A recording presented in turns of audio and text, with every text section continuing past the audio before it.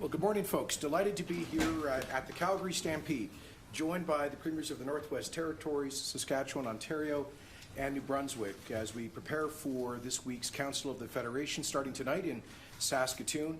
I want to welcome all of my colleagues here as we did at this morning's pancake breakfast, and delighted we got them white-hatted and suited up, and they'll be headed over to catch a bit of the rodeo this afternoon to celebrate a bit of our Western heritage here in Alberta. We just finished a very productive discussion about how to be stronger partners in prosperity, to serve the citizens of our respective provinces, to strengthen national unity and national economic development by pursuing global access for Canadian resources through responsible resource development.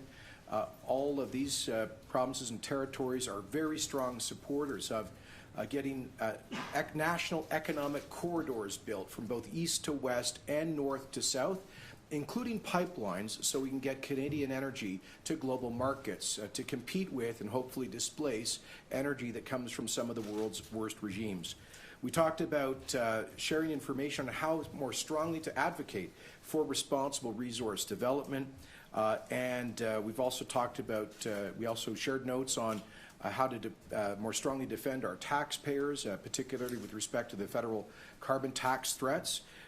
We will hope for very strong language coming out of the Council of the Federation, underscoring our support for economic corridors, not just for oil and gas, but for hydroelectricity, for rail, for roadways, and other ways that we can share our prosperity from coast to coast. We are going to compare notes on how much opportunity and how many jobs have been lost as a result of investment leaving Canada because of constraints to resource development and our resource sector, and so we'll be comparing notes on that. We also had some very constructive discussions on promoting free trade within Canada. I think we all share the frustration that there are more barriers to trade within the 28 countries of the European Union, within Canada than there are within the 28 countries of the European Union. And we've discussed some strategies that we'll be carrying on in Saskatoon about how to advance internal trade within Canada and easier mobility for people, including professionals and tradespeople, from coast to coast. All 5 of these jurisdictions were strongly opposed to recent policies like Bills C-69 and C-48. I want to thank my colleagues for having worked in solidarity. And for me, as the Premier of Alberta, the presence of these premiers here during Stampede reinforces that Alberta has friends and allies across the country. And that's important because we've been going through some tough years. And I want Albertans to understand that we are not isolated, that we have allies, including other premiers who could not make it to this meeting, but who share our desire for a prosperous economy and a fair deal in the Federation. I'll say a brief summary of that in French, and then we'll be happy to take your questions. J'accueille mes homologues de plusieurs provinces et territoires ici en Alberta pour le Stampede, pour célébrer notre patrimoine de l'Ouest et en avance du Conseil de la Fédération Saskatoon qui commence ce soir sous la présidence de Saskatchewan. Nos discussions ce matin étaient axées sur la croissance économique et les créations d'emplois. Comment nous pouvons être les partenaires dans la prospérité. En particulier, comment on peut envoyer les ressources naturelles du Canada aux marchés internationaux, y compris l'énergie, le pétrole qui est produit au Canada. Et comment on peut coopérer sur un élargissement du commerce domestique au Canada pour éliminer les barrières au commerce interne et le mouvement des travailleurs, des professionnels. Alors, ils étaient les très bonnes discussions avant le Conseil de la Fédération et nous avons hâte à répondre à vos questions. We're happy to respond to your questions. Just a quick what responsibility do you take for the appointments linked to Dean French? Given that he was your chief of staff, in your office? You know something, I think I addressed that pretty quickly. As a matter of fact, I addressed that immediately when we're in Toronto. But my friends, we aren't here to talk about Dean French. You know, we're here. We're here, and I just addressed that. We're here to talk about internal trade. This is the first opportunity this country's ever seen in recent memory that from coast to coast, from the east to the west, we have like-minded premiers that want their provinces to thrive. This is incredible for the entire nation. It's incredible that we can sit down, again, with like-minded premiers and knock down the barriers of trade and make sure that this province of Alberta, Ontario, and the rest of the provinces thrive. And what I always said, I said to Jason Kenney, and first of all, I want to thank the Premier for inviting us here. The people of Alberta are absolutely incredible. When Alberta does well in the energy file, the whole country does well. And that's what we have to focus on. We have to focus on unleashing businesses, getting government out of the way, cutting red tape, cutting regulations. Right now in Ontario, our economy's on fire. It's thriving. We're short for the first time. Even though we inherited an absolute financial mess, our economy is thriving. We created 187,000 jobs in a year. We need over 200,000 more people in Ontario to fill the jobs. We have a labor shortage, actually, in Ontario. And we're going to work hand in hand, each premier, to share best practices. We have the greatest country in the world. We can compete against anyone in the entire world. And again, first time in recent memory, we have like-minded premiers. And we're going to support each other. And I have a message for the people of Alberta. Ontario has your back. Sorry, but what does it say about your office that this happened under your watch? You may not want to talk about Dean French, but well, I know in the media you want to get into the weeds. Do you really think when I walk down the street in Alberta, people worry about Dean French? Do you think they worry about anything? Do you know what they worry about? They worry about a job. They worry about how Alberta was destroyed by the previous administration. And thank God we have Premier Kenney here to turn the corner, similar to Ontario. In Ontario, we have the largest we still have the largest sub-sovereign debt in the world, $347 billion. We had $15 billion deficit that we inherited. That's what the people of Ontario worry about. They don't worry about the stuff that the media worries about. They worry about, can they put food on their table, can they pay the mortgage? And right now, our economy is booming. We passed 20 pieces of legislation in less than a year. It's unheard of. It's unheard of. Great legislation fixing healthcare, fixing education. Don Braid. Premier Ford, when you refer to these 10 collaborative premiers coast to coast, does that include the guy in BC? Well, we look forward to working with Premier Hogarth. We really, Horgan, sorry, Premier Horgan. I apologize. Premier Horgan. I met him last year. John's a great guy, and we're going to work with him because he understands when the rest of the country booms, BC will boom. And we look forward to working with the Premier. Could I throw something in on that? We had pretty constructive discussions with Premier Horgan at the Western Premiers Conference 2 weeks ago. And I was very pleased that he signed on to our communique language about the need for economic corridors, including to move Canadian energy. So I think we can continue to work with Premier Horgan. He's certainly in favor of LNG exports, but he knows what our position is on oil very clearly. Premier Kenney, who else was invited to this gathering? We invited a number of premiers. Some others couldn't make it for scheduling reasons, but we'll all be meeting up tonight in Saskatoon at the Council of the Federation. This was just a brief and fairly informal get-together of some like-minded premiers to talk about jobs, growth, and prosperity. But we hope that we'll be able to have fruitful discussions with all of our colleagues starting tonight under Premier Mo's chairmanship. Were all premiers invited? We were focused on people who support responsible resource development, pipelines, corridors, and are concerned about the carbon tax, and that's the vast majority of premiers. Mr. Mo, is this the conservative tone you want to set for the Council of Federation? With respect to the conversation that we were able to have here today, and I guess first and foremost, I would like to thank Premier Kenney for the invitation to come to Stampede. I have understood for years and heard that the pancakes at the Premier's breakfast are divine, and I I can attest that they most certainly are. And so we had a great opportunity to experience the Stampede itself yesterday, as well as to converse with many people that used to live in Saskatchewan, as it turns out. But our industries do operate across borders as well. As there's many industries, many businesses that are operating in our province that ultimately are headquartered out of Calgary and other places across the nation. With respect to entering into the Council of Federation and this meeting here today, this is an important piece of engagement. And as I said, our industries operate across our provincial borders, which really begs the engagement that we have at this meeting, and we had a couple of weeks ago at the Western Canadian, Western and Northern Premiers meeting in Edmonton. We need to continue to advocate to have these tables of discussion. In Canada, we have great diversity when you look at how we generate wealth in our communities from coast to coast to coast.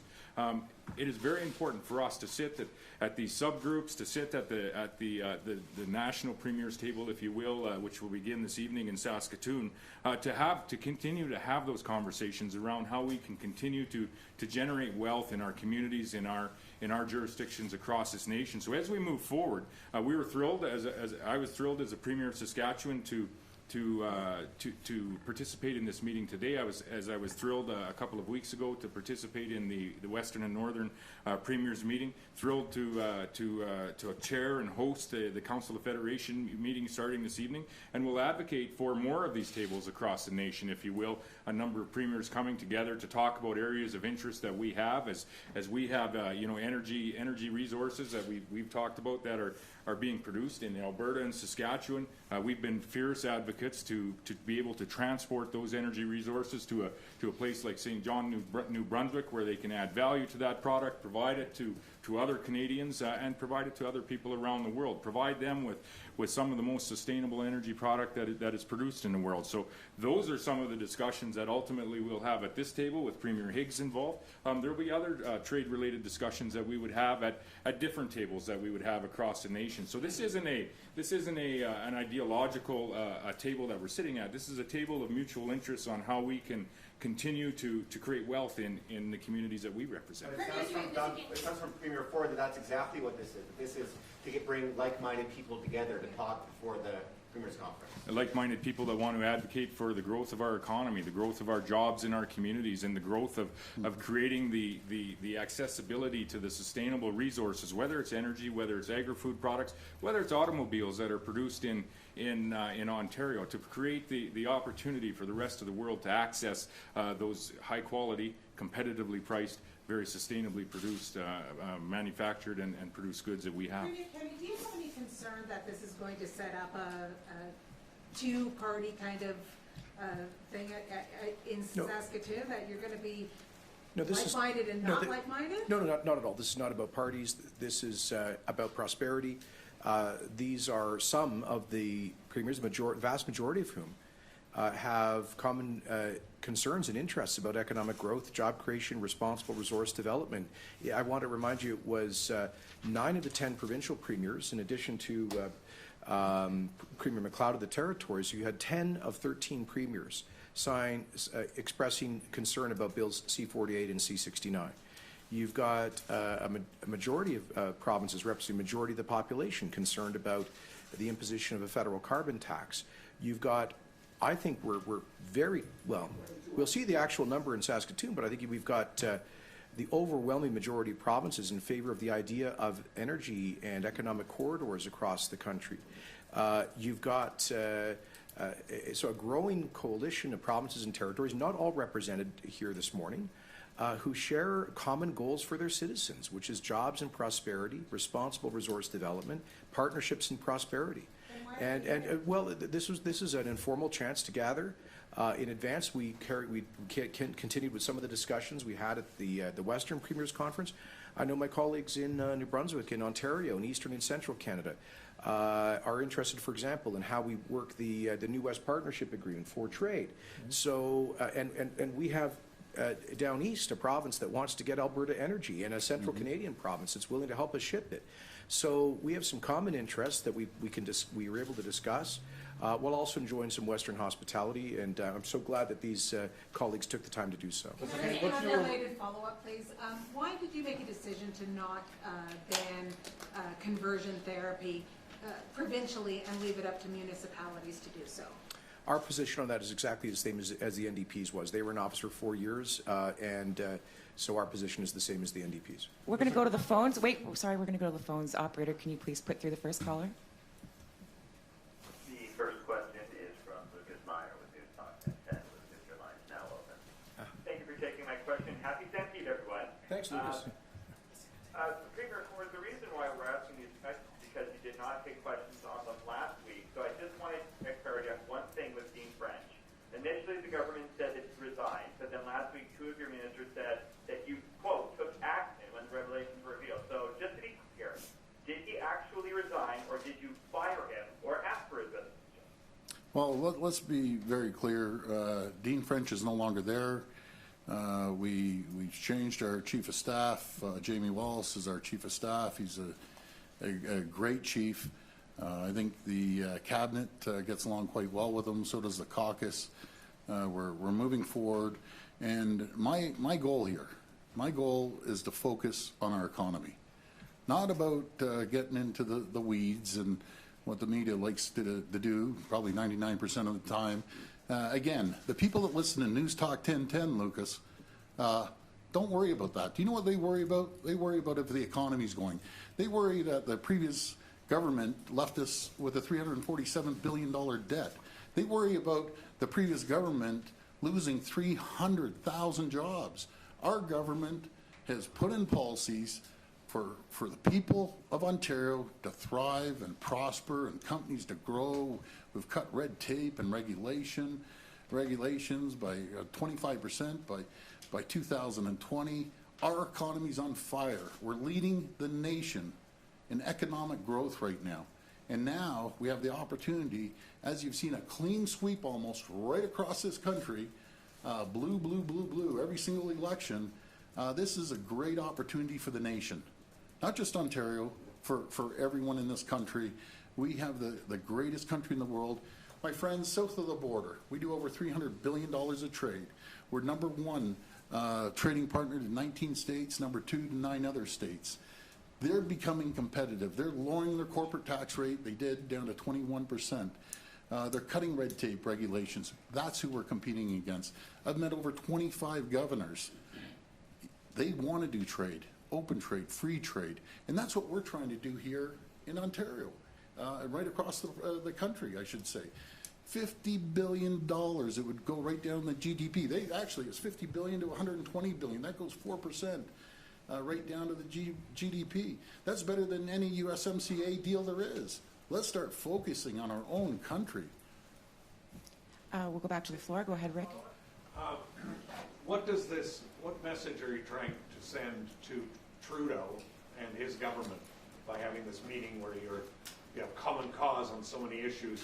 What messages are you trying to tell the federal government by having this meeting, or what should they get? What should they get from viewing this meeting today? The message of this meeting for ordinary working people is that there are a lot of provincial governments trying to create jobs, growth, and prosperity. This is not about the Prime Minister. A number of us have differences of opinion, strong differences of opinion with the direction of the federal government and the way it's damaged particular resource industries. And we've expressed those differences with our, for example, the joint letter on Bills C-68 and C-48 and C-69, which was signed by all of the premiers at this table. Many of us have differences with the federal government on the carbon tax, which we talked about today. I think that my hope is that the current federal government returns to its initial promise of a cooperative approach to federalism. None of us, nor do our citizens, appreciate a message that it's either Ottawa's way or the highway. A lot of us, I think all provinces and territories at this table have been prepared to work with Ottawa on reducing carbon emissions and greenhouse gas emissions and constructive solutions, for example, to the challenge of climate change, but in a way that does not impair economic growth. So rather than threats, we would prefer cooperation. And I think that's certainly Alberta's view on this. What is this coalition sort of? Absolutely. I would just add to that, this meeting here today, and you'll see other meetings similar to this across the nation, and I'm going to dare say in the months ahead, of premiers advocating on and disagreeing from time to time on topics. But, you know, this meeting here today is advocating on behalf of the people that we represent in our respective jurisdictions and the jobs and the industries ultimately that they work in. We talked about, you know, trade, both international trade, and is there opportunities for provincial jurisdictions to advocate alongside and with our federal government, with our international trading partners, and we are all selling products and goods to other nations around the world. We also talked about internal trade, the CFTA that we had moved forward. That was largely modeled after the New West Partnership, of which you have 2 of the 4 partners of the New West Partnership here today. And is there opportunities for us to move forward on platforms such as that, on our internal trade conversation? And we'll be having more in-depth and broader conversations in the couple of days ahead at the Council of Federation. But, you know, let's face it, there are a number of headwinds that are coming to the tax and regulatory structure that we are operating in many of our industries, not just specific to Western Canada. Premier Higgs would most certainly add that he's being affected at the refinery end as well, with most notably the most recent natural gas regulations that came out. But, you know, Premier Kenney had said 10 of 13 provinces had intervened with respect to C-69 and the challenges that would pose to the wealth-creating industries in their jurisdictions, the C-48, the West Coast tanker bill that has been put forward. These are all challenges that we are facing in our industries that are creating wealth. Most notable among those is the carbon taxation policy that the federal government has put forward, and we had a split decision in the province of Saskatchewan recently. We are taking that forward. We're taking that forward to the Supreme Court of Canada. We saw an intervention announcement here this morning in Quebec. Also believes this is an infringement in provincial jurisdiction, of which we also believe the federal government is in an area that isn't theirs to ultimately operate. There's a variance of opinions across the nation, but the fact of the matter is we are going to come together with our ministers of justice in the weeks ahead to ensure that we are going to be putting forward the best presentation to the Supreme Court, and those that are intervening will be invited to come together to collaborate to ensure that we are putting forward the strongest case possible to the Supreme Court of Canada on behalf of the industries and the people that we represent that are working and earning their family incomes in just such industries. I just wanted to correct myself. I said the joint letter was on C-69 and C-48. It was only on C-69. Right. The No More Pipelines law, I fused the 2 issues together in my own mind, but they C-48 primarily, or exclusively affects Alberta, so I shouldn't have spoken for other provinces. En français. We have time.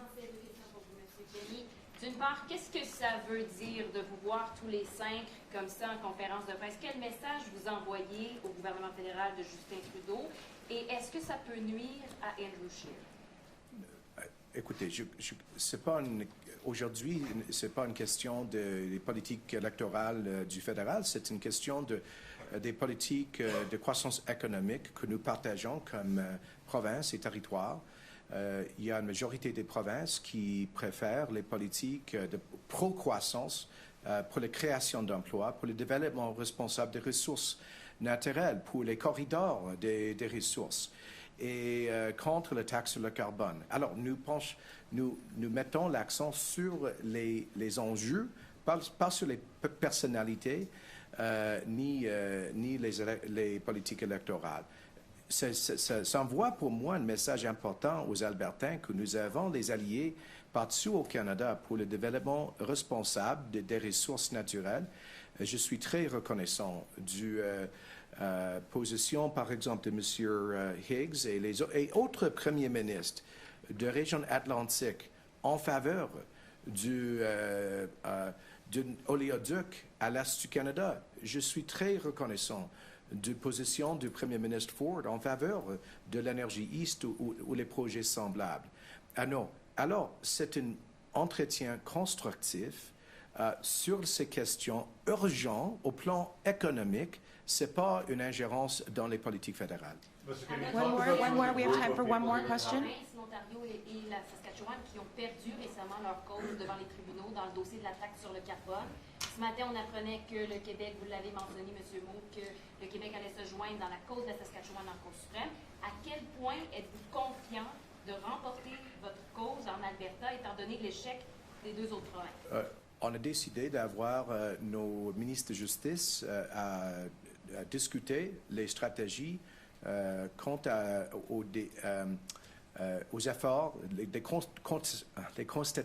contestations, excusez-moi, sur les contestations judiciaires de taxes sur le carbone du fédéral. Nous autres, en Alberta, nous croyons que nous avons un bon argument à faire, particulièrement quand on considère le tarif que nous imposerons sur les grands émetteurs. What is it, you talk about getting along with Ottawa, what's the relationship of the like-minded individuals you talk about here with Mr. Scheer? If the PCs form government, you'll have to work with them, obviously you might be a little closer on the same page, but it's not, I mean, it's not you're not parallel here, so what's that relationship like?